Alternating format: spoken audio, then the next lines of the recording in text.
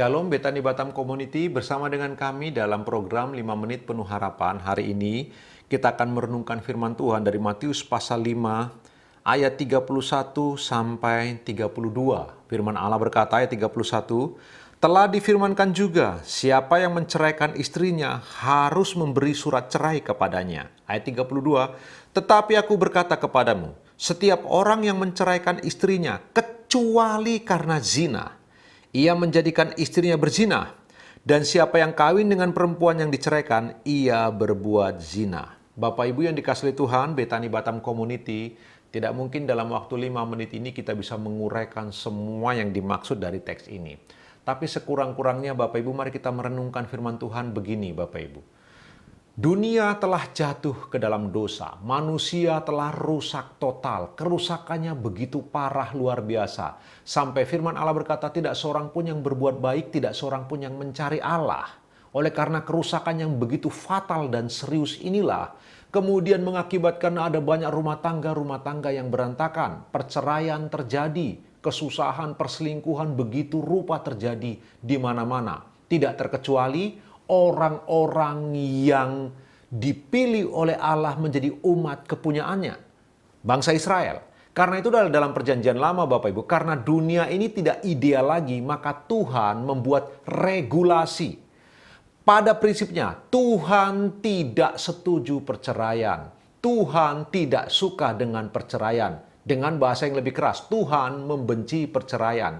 Tapi Tuhan yang sama tahu bahwa dunia ini tidak ideal lagi. Sehingga karena perceraian terjadi, padahal Allah tidak suka, dibuatlah regulasi. Melalui kitab Musa, kitab Pentatuk, dibuatlah regulasi supaya ada ketertiban. Supaya orang-orang ini bisa diatur dengan rapi. Bapak Ibu yang dikasihi Tuhan, jelas sekali Tuhan Yesus sebenarnya mengutip bagian ini dari perkataan Musa. Firman Allah berkata tadi, tetapi aku berkata kepadamu, setiap orang yang menceraikan istrinya kecuali karena zina, ia menjadikan istrinya berzina, dan siapa yang kawin dengan perempuan yang diceraikan, ia berbuat zina. Di ayat sebelumnya, ayat 31, Tuhan Yesus berkata, telah difirmankan juga, siapa yang menceraikan istrinya harus memberi surat cerai kepadanya. Bapak Ibu jelas, Musa juga tidak suka dengan perceraian, Tuhan apalagi tidak suka dengan perceraian. Tapi supaya terjadi tetap ketertiban Bapak Ibu di dunia yang telah tidak ideal ini, maka Tuhan membuat regulasi.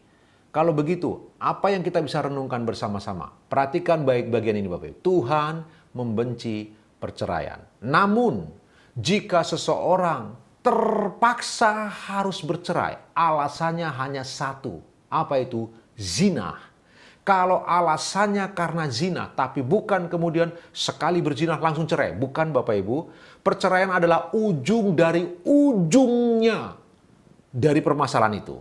Jadi setelah coba dibuat rekonsiliasi, coba dilakukan konseling yang panjang, buat lagi perdamaian, buat lagi konseling yang panjang, tetapi kemudian tidak ada jalan keluar sama sekali. Lalu di ujung yang paling ujung itulah diizinkan perceraian. Kalau alasannya karena zina. Itulah sebabnya Bapak Ibu, kita perlu anak-anak Tuhan, Betani Batam Community menghormati rumah tangga, menghormati pasangan hidup. Yang lebih penting dari itu, sungguh-sungguh menghormati Tuhan yang punya inisiatif untuk membangun rumah tangga. Kita telah belajar bersama-sama, rumah tangga bukan penemuan manusia.